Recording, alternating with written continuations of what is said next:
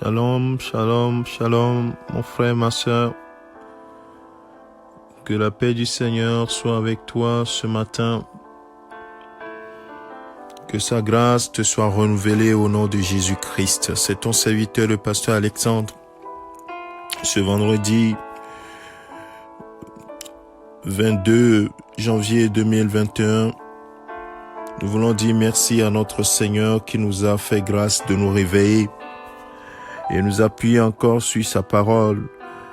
La Bible nous dit dans Jérémie chapitre 6, le verset 16, il nous dit « Ainsi parle l'Éternel, placez-vous sur les chemins, regardez, demandez quels sont les anciens sentiers, quelle est la bonne voie, marchez-y et vous trouverez le repos de vos âmes. » Et ils répondirent, mais ils répondirent, nous n'y marcherons pas. Le verset 17 dit, j'ai mis près de vous des sentinelles, soyez attentifs au son de la trompette. Mais ils répondent, nous n'y serons pas attentifs. Bien-aimés, ici Jérémie était en train de prophétiser sur la destruction qui viendrait sur Jérusalem. Il y avait une invasion qui était imminente et le prophète prophétisait sur l'attitude du peuple qui s'était écarté de Dieu, des instructions de Dieu, ce qui a entraîné des conséquences graves. Bien-aimés, quand les situations, et nous savons que la Bible nous dit clairement que dans les derniers temps, les choses deviendront difficiles, les choses deviendront tellement difficiles.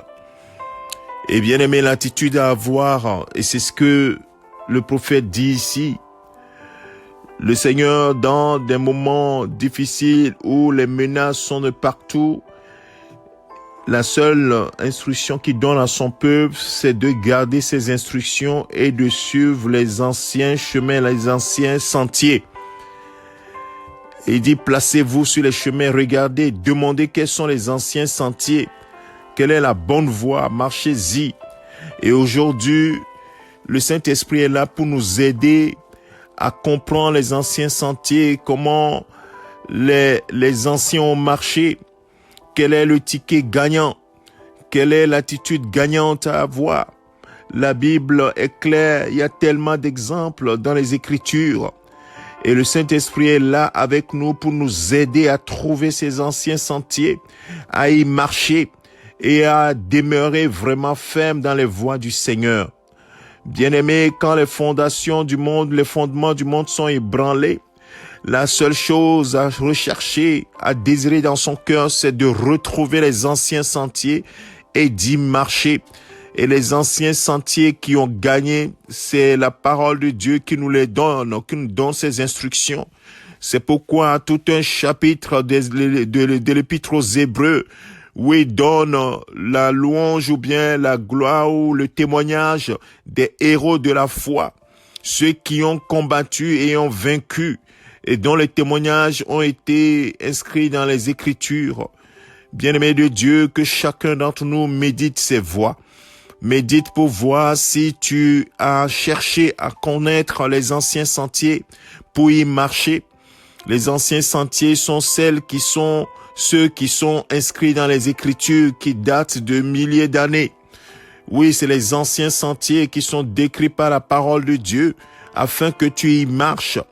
Ne marche pas selon les temps modernes, selon les réflexions du temps moderne, mais marche sur les anciens sentiers avec humilité, avec amour, avec joie, parce que le Seigneur est notre seul appui, notre seul abri et notre seul réconfort.